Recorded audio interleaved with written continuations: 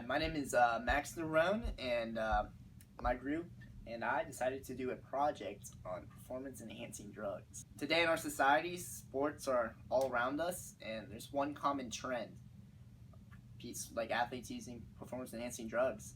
For our project, we decided it would be best if we researched and went into it, and what we found out was pretty interesting stuff. The one common thing that we learned is every sport has athletes that take performance enhancing drugs, and because it's so common in our society and almost like a cultural norm, we decided to look into it more and research it because we're all fans of sports. And what we learned was, as we were talking to athletes like Mark Mesowich, he was a clean athlete.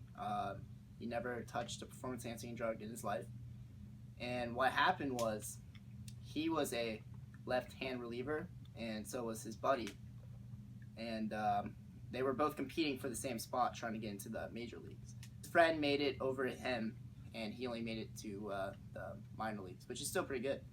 And what ended up happening was later, I guess sometime in the future, they found out that his buddy was taking performance-enhancing drugs, and he made it to the next level.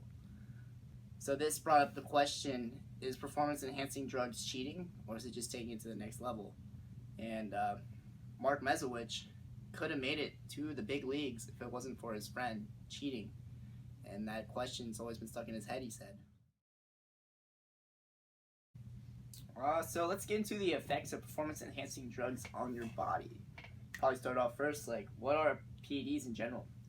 Performance-enhancing drugs is any substance taken by athletes to improve performance. That can include steroids, it can include HGH, even something simple as creatine. What anabolic steroids are, it's just pure testosterone going into your body. That makes it so you can train harder, you can lift harder, your muscles recover faster, not as much lactic acid builds up. So in a way, you can see athletes gaining so much more muscle from not taking, or from taking the anabolic steroids. So what these athletes are doing is, in the off season, they're taking steroids and HGH, and they're getting progressively stronger so they can perform better at their sport. It doesn't necessarily make them better at the sport, but if you're stronger, you can perform better. So they're still using skill, but in a way they're cheating because they're gaining more muscle faster than compared to everyone else. So if you look at some of the negative side effects of performance-enhancing drugs, it can include acne, baldness, it can mess up your liver, tumors, and most importantly, it can affect your cardiovascular system. It really strains it because your body is working at such a higher function, and it just destroys it. Hi, my name is Anthony Raphael, and a little bit about Alex Rodriguez. Everyone knows Alex's story, how he took PEDs, really screwed up his life. He actually originally got drafted by the Texas Rangers, and in 2001 he got called up from the minor leagues to play with the Rangers. He actually, after he was caught, he went back and told everyone that he started taking when he was called up by the Rangers because of the immense amount of pressure that was placed on him because of how highly recruited of a prospect he was. It was kind of interesting that he was caught because his stats didn't really increase too much over time. As he got old, his stats, taking PEDs, didn't really do as much for him as it has for somebody like Barry Bonds, whose stats absolutely jumped after he took PEDs.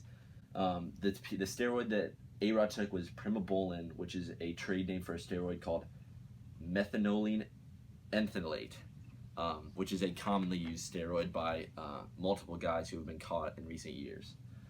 What a lot of people don't know is that steroids are very similar to a chemical substance. And so in essence, if you take them to a lab, you can alter them slightly just so that they're not caught in a test.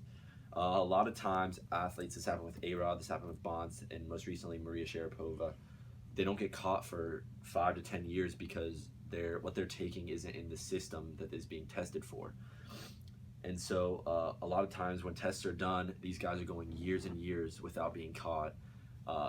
Usually you don't see that with college athletes, more with professional athletes because they have the money to pay for it, because it's very, very expensive to have somebody chemically alter it, because just altering it slightly, because if you alter it too much, then you can knock the PED off course and it won't actually work for you. So you have to have somebody that really knows what they're doing with chemistry and then knows what they're doing with performance-enhancing drugs so that they know how they can alter it.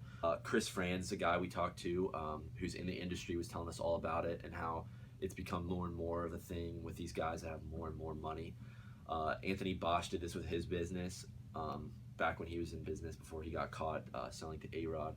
He basically had a lot of chemists that he taught all about performance-enhancing drugs, and so they were able to kind of chemically repair all these performance-enhancing drugs for these professional athletes with big-time money so that they could get past the system and just make money. It's all about money.